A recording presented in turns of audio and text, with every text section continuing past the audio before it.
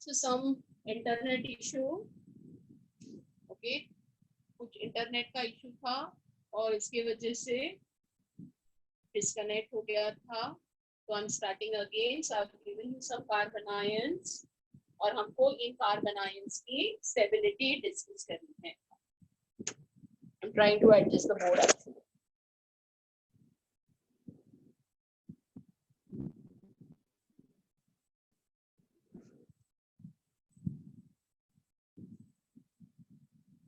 Hope the entire board is getting covered.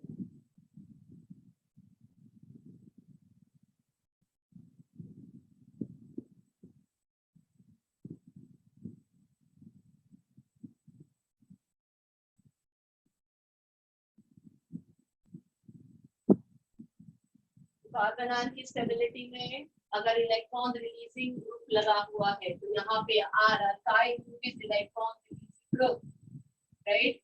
तो यहाँ पे प्लस आई इफेक्ट है और इससे स्टेबिलिटी कम होगी. जितना ज्यादा प्लस आई होगा उसकी स्टेबिलिटी ज्यादा कम होगी.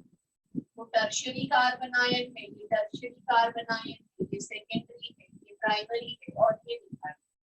और सबसे ज्यादा प्लस आई टर्शियरी में है, and that is what will make a tertiary carbon ion less stable, then secondary, then primary, and most stable is methyl carbon.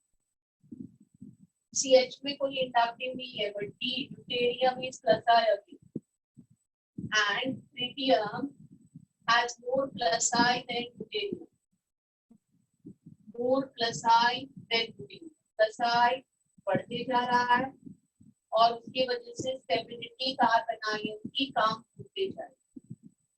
Next time इससे इस कार्बन आयन, इसमें ये मिथाइल है, ये क्लोरोमिथाइल है. तो क्लोरोमिथाइल मतलब माइनस आई और ये माइनस आई के वजह से कार्बन आयन की स्टेबिलिटी क्या हो जाती है, बढ़ जाती है. और यहाँ पे और ज्यादा minus I. As minus I is increasing, stability of carbon ion is here we are having maximum minus. और जहाँ पे maximum minus I है, that is what is most stable. And F3 plus. So this group is highly withdrawing. बहुत ज़्यादा withdrawing है ये. Minus I maximum है इसका, इसमें भी सबसे ऊपर है. फिर nitro which is relatively less minus I and cyanide still less minus I. जैसे ही माइनस आई की पावर कम होती जाएगी, स्टेबिलिटी ऑफ कार्बन आयन कम होती जाएगी. जहाँ पे माइनस आई ज्यादा है वहां पे स्टेबिलिटी आपकी सबसे क्या है, ज्यादा. और इसमें भी वही है, मैंने हैलोजन्स अटैच किए हैं जिसमें फ्लोरीन का माइनस आई मैक्सिमम है, क्लोरीन से, ब्रोमीन से और आयोडीन से. Okay, so these are the typical examples that we are seeing. हम ये टिपिकल एग्जांपल्स देख रहे हैं और जिसके वजह से ओके टिपिकल एग्जांपल्स देख रहे हैं और जिसके वजह से okay we understood the stability of carbon. I think this is it. In inductive effect में इतना ही. अभी हम आगे बढ़ेंगे and I will explain you the next electronic displacement effect. हम नेक्स्ट इलेक्ट्रॉनिक डिस्प्लेसमेंट इफेक्ट को डिस्कस करेंगे and this effect is electromeric effect.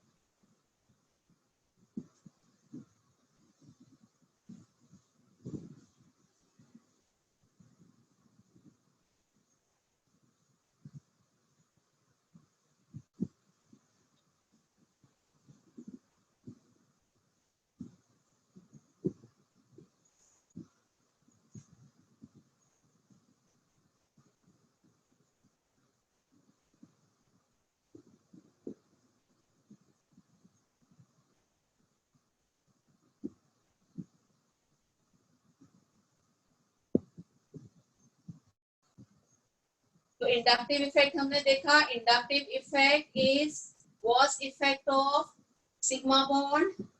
We saw electronic displacements in sigma bond in inductive effect. Now see what is the electromagnetic effect. Electromagnetic effect में हम देखेंगे pi electrons का denuclearization. So this is the first difference between inductive and electromagnetic. और यहाँ पे partial push नहीं है, partially electron is not getting displaced, but here there is a complete transfer. तो इलेक्ट्रोमैग्नेटिक में जो हम देखते हैं वो होता है complete transfer of pi electrons. हम पाई इलेक्ट्रॉन्स का कंप्लीट ट्रांसफर देखते हैं electromagnetic. So I'll explain you, okay, what is this. So I'm taking a compound which has double bond, say a alkene, and I'm explaining you electromagnetic effect in this compound. तो पहला difference electromagnetic effect जो है, okay, is not a permanent effect. ये molecule के किसी structural feature के वजह से नहीं है. This will happen only when we add some reagent. Okay, ये effect तभी होगा at the demand of attacking reagent. This will happen only during the reaction. So if I'm reacting alkene, there is some reagent present. Then due to that reagent present, मैंने कोई electrophile add किया है. Electrophilic reagent है. Alkyne is in contact with the electrophilic reagent. Then during the reaction, what is going to happen is the pi electrons of the C double bond C bond will get completely transferred on one of the carbon. तो ये pi electron जो है C double bond C bond के, they will get completely transferred on one of the carbon. And then that will lead to development of actual charge. जिसपे electron चले गए वो negative हो गया और ये वाला कार्बन पॉजिटिव हो गया. तो what is electromagnetic effect? Complete transfer of pi electrons to one of the atom joined by multiple bond. अगर definition लिखना है तो हम कहेंगे complete transfer of pi electrons on one of the atom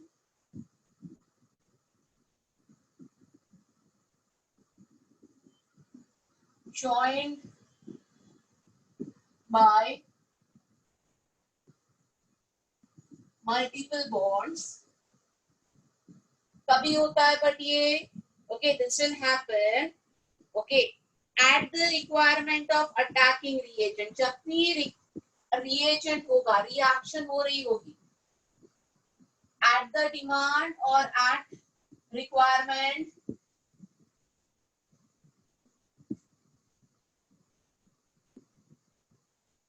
of attacking reagent.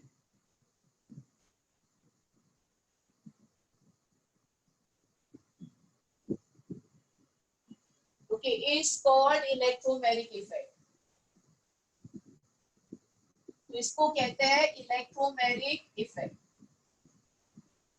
तो अगर reagent नहीं है तो ये इफेक्ट नहीं होगा. This will happen only when there is a reagent, and that's the reason हम इस इफेक्ट को टेम्पररी कहते हैं. हम इसको टेम्पररी इफेक्ट कहेंगे और इंडक्टिव को परमानेंट. इंडक्टिव में हमारे पास सिग्मा बॉन्ड के इलेक्ट्रॉन्स पार्शियली डिस्प्लेस होते हैं और इलेक्ट्रोमैग्नेटिक में पाई बॉन्ड के इलेक्ट्रॉन्स टोटल ट्रांसफर हो जाते हैं, पूरे के पूरे ट्रांसफर हो जाते हैं. So I am just trying to explain you the difference between inductive and electromagnetic. Inductive में हमने देखा था कि partial del plus del minus develop होता है पार्शियल डिस्प्लेसमेंट से. और इलेक्ट्रोमेरिक में आप देखोगे actual plus minus charge develop हो रहा है. So this is what is difference that I'm trying to explain you, comparing inductive and electromagnetic effect. Okay, तो इलेक्ट्रोमैग्नेटिक इफेक्ट में रिएजेंट होना बहुत जरूरी है और इस इफेक्ट को हम कहेंगे टेम्पररी इफेक्ट. ये टेम्पररी इफेक्ट है.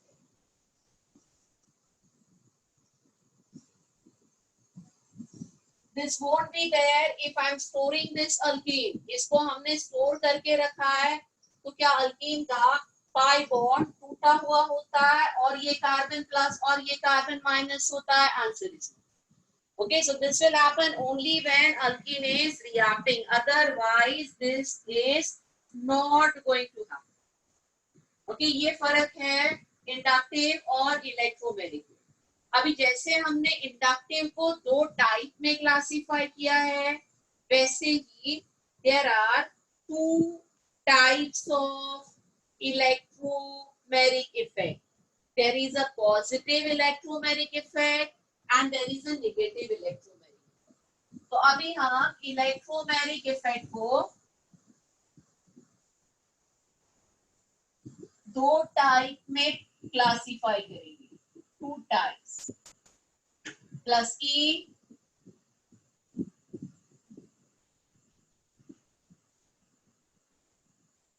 and minus E.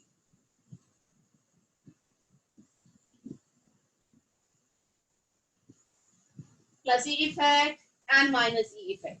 And let us understand what is plus E effect. Plus E effect इसको कहते हैं. ये understand.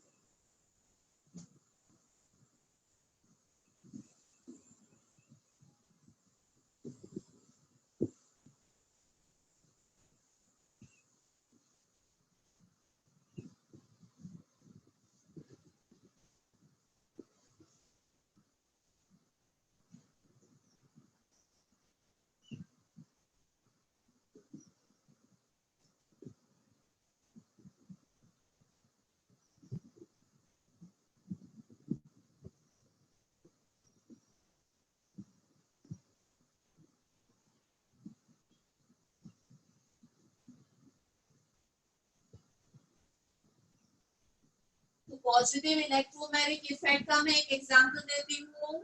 इसको समझाने के लिए I am taking addition, reactions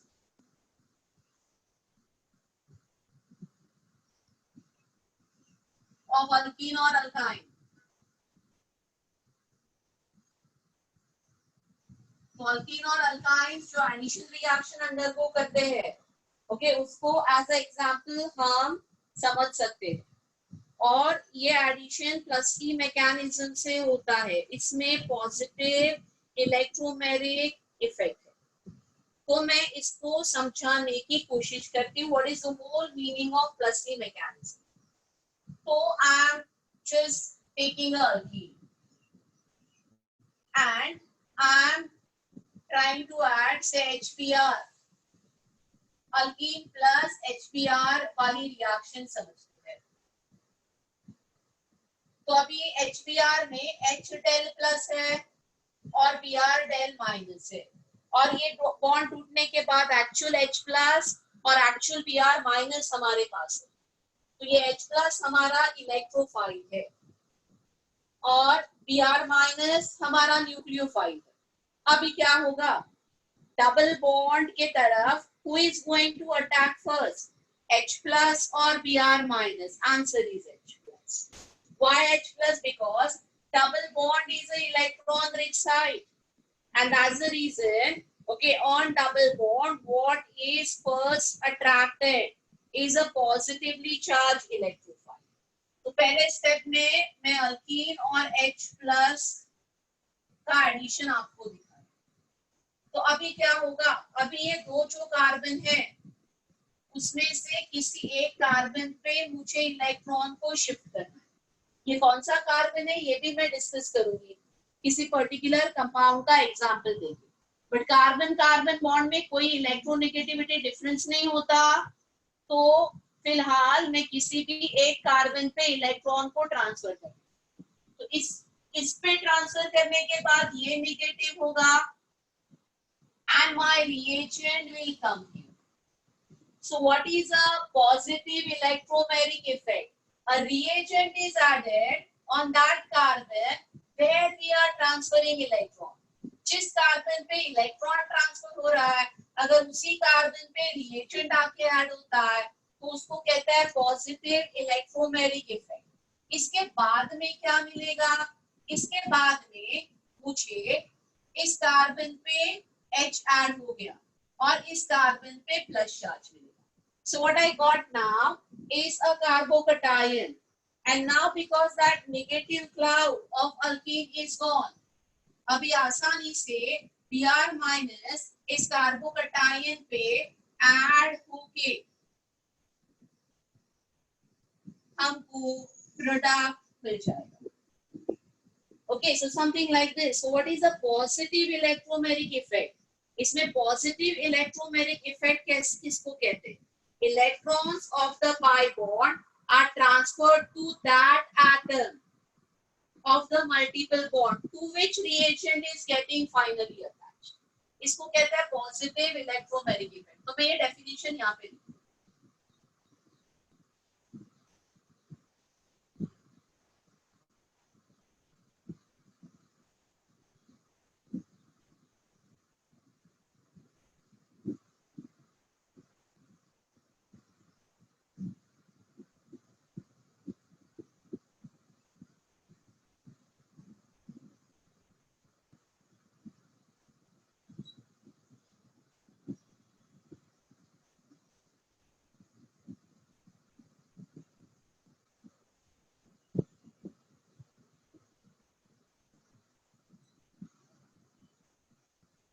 Okay, इसको हम कहते हैं पॉजिटिव इलेक्ट्रोमेरिक इफेक्ट. ठीक है, यहां तक समझ में आया सबको? अभी आगे बढ़ते. एक पर्टिकुलर एग्जांपल देके थोड़ा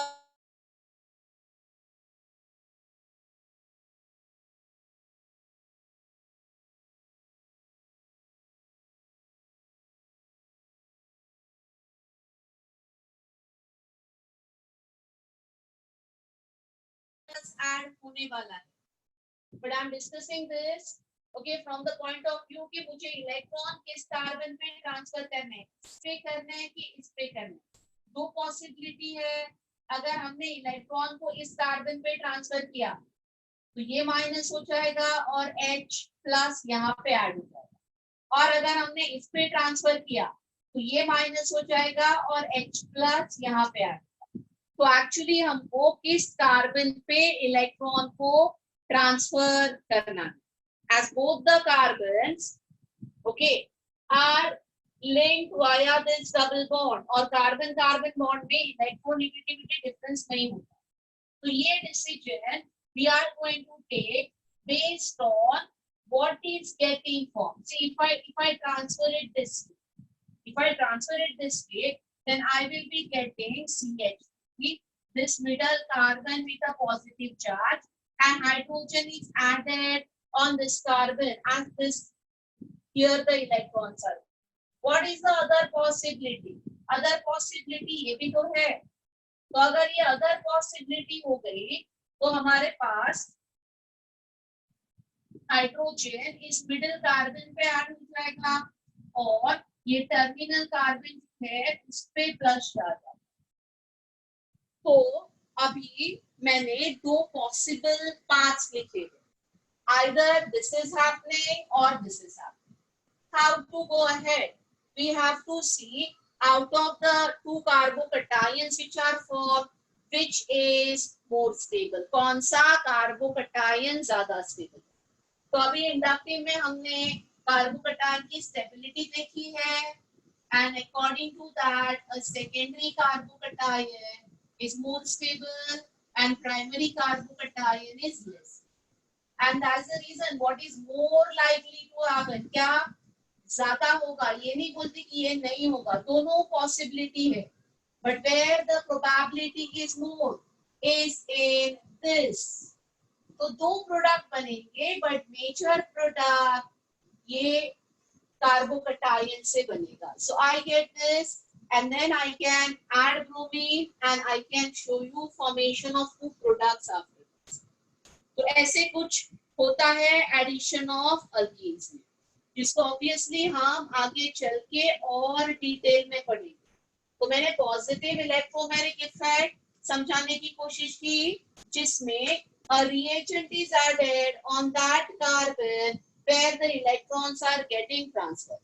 और अगर कार्बन कार्बन डबल बॉन्ड होगा तो कहाँ पे पाई इलेक्ट्रॉन्स को ट्रांसफर करना है, इसको थोड़ा बहुत डिस्कस किया कि पाई इलेक्ट्रॉन्स को ट्रांसफर करते वक्त stability of the resultant species हमको देखनी.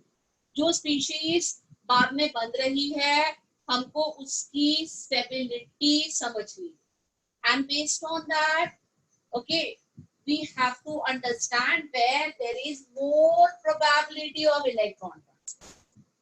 तो ये more stable है and more probability of electron transfer is on this carbon, and then bromine will attack and accordingly products will be formed.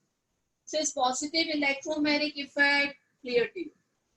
Now I'm explaining you negative electromagnetic effect. तो negative में क्या होगा, जहाँ पे electron transfer हो रहे वहां पे रिएजेंट ऐड नहीं होता, उसके अपोजिट वाले एटम पे आपका रिएजेंट ऐड होता है, और इसको हम कहते हैं negative electromagnetic effect.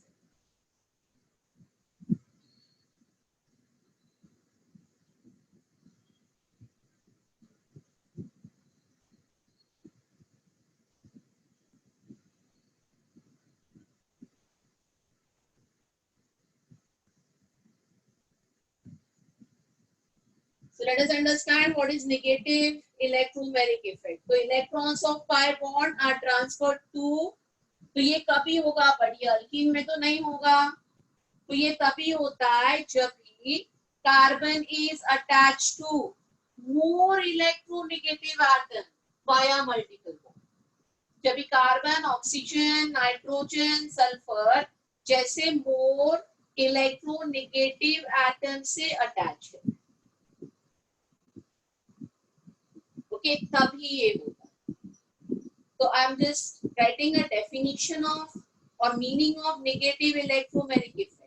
So electrons of the pi bond are transferred to more electronegative atom, and reagent will get attached opposite to that atom, okay, where the electrons have transferred. This is what is your negative electromagnetic effect.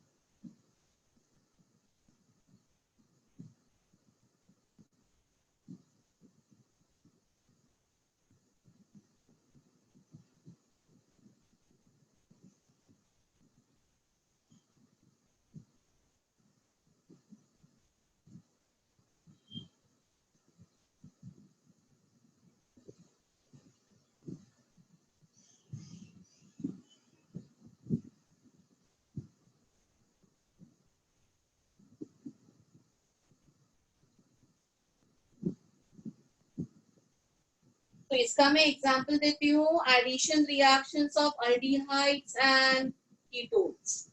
तो थोड़ा बहुत समझते हैं कि aldehydes और ketones के addition reaction में क्या होता है।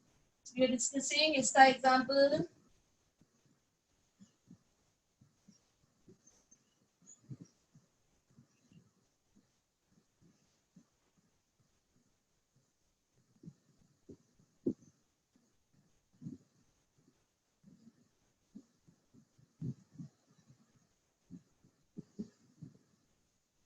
तो अल्डिहाइड्स या कीटोन हम ले लेते हैं। तो इसमें जो डबल बॉन्ड है वो कार्बन और मोर इलेक्ट्रोनेगेटिव एलिमेंट ऑक्सीजन के बीच में है। ओके, तो अगर ऐसा है तभी माइनस ई होगा। कार्बन कार्बन बॉन्ड है तो प्लस ई होगा।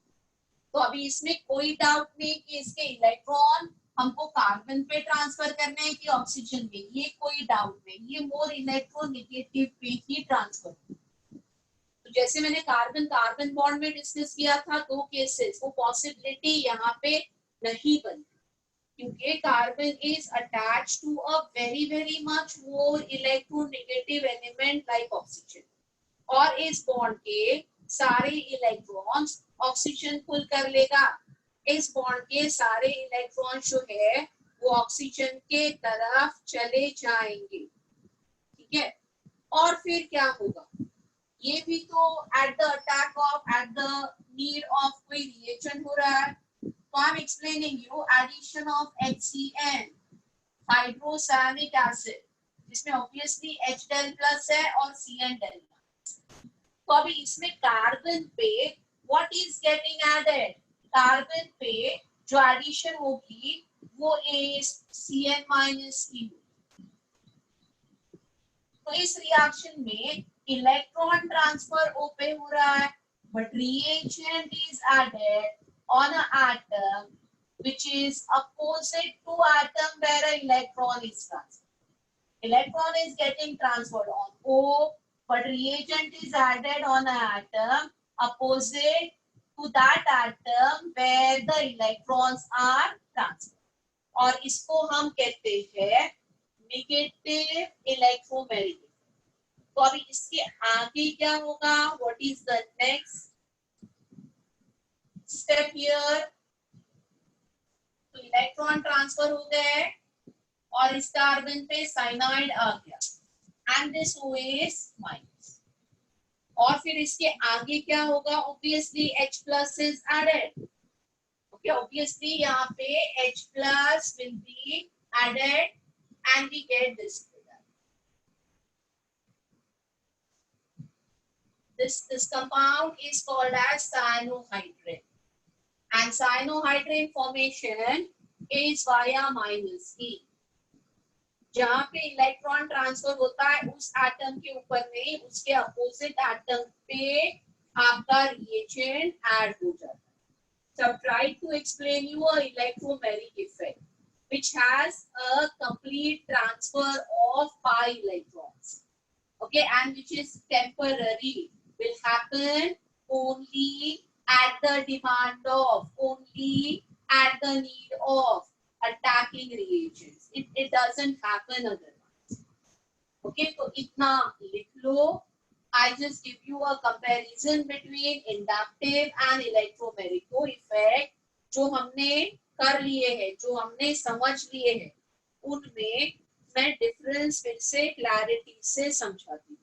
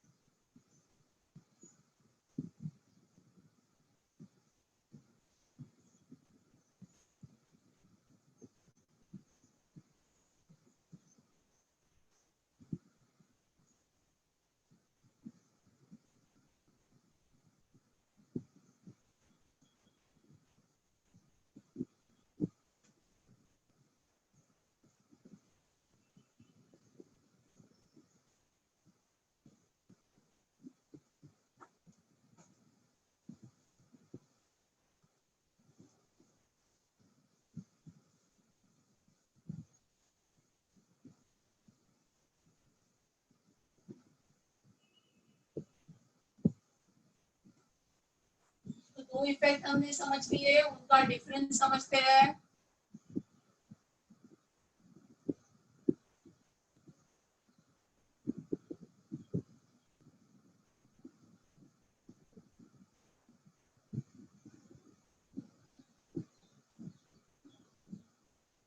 तो इंडक्टिव इफेक्ट जो था ये परमानेंट था, this is due to a structural feature,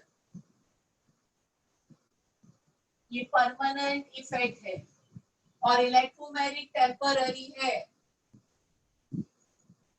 this is at the demand of attacking reagent.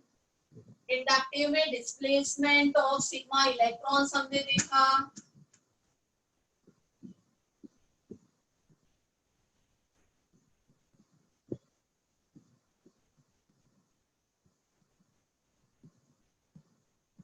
और इलेक्ट्रोमैग्नेटिक में delocalisation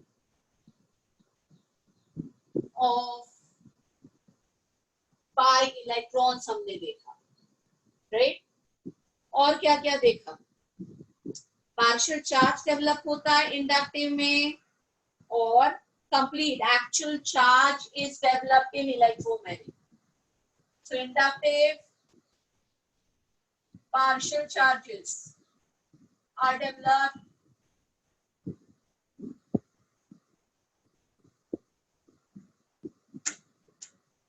del plus and del minus, and in electromagnetic actual charges are developed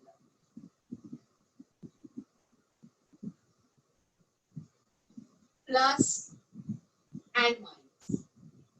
अब ये सोचते हैं कि ये दोनों में इलेक्ट्रॉनिक डिस्प्लेसमेंट होता है, तो दो में से कहाँ पे कौन सा इफेक्ट स्ट्रॉन्ग है, कहाँ पे इलेक्ट्रॉनिक डिस्प्लेसमेंट अच्छे से होता है। ऑब्वियसली इलेक्ट्रोमैग्नेटिक में, क्योंकि वहां पे कंप्लीट ट्रांसफर है, और इंडक्टिव में पार्शियल डिस्प्लेसमेंट है। तो इंडक्टिव को हम कहेंगे वीक इफेक्ट। इंडक्टिव एक वीक इफेक्ट है। क्यों वीक इफेक्ट है? क्योंकि इसमें सिग्मा इलेक्ट्रॉन्स इन्वॉल्व है।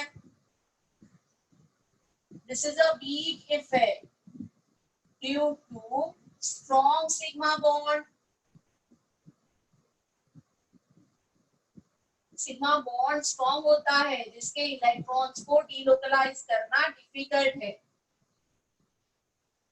और इलेक्ट्रोमैग्नेटिक इफेक्ट स्ट्रॉन्ग हो गया, यहाँ पे अच्छे से इलेक्ट्रॉन डीलोकलाइज हो गया, तो ये स्ट्रॉन्ग इफेक्ट है due to weak pi bond. क्योंकि इसमें पाई बॉन्ड इन्वॉल्व है, दिस इफेक्ट इज स्ट्रॉन्ग।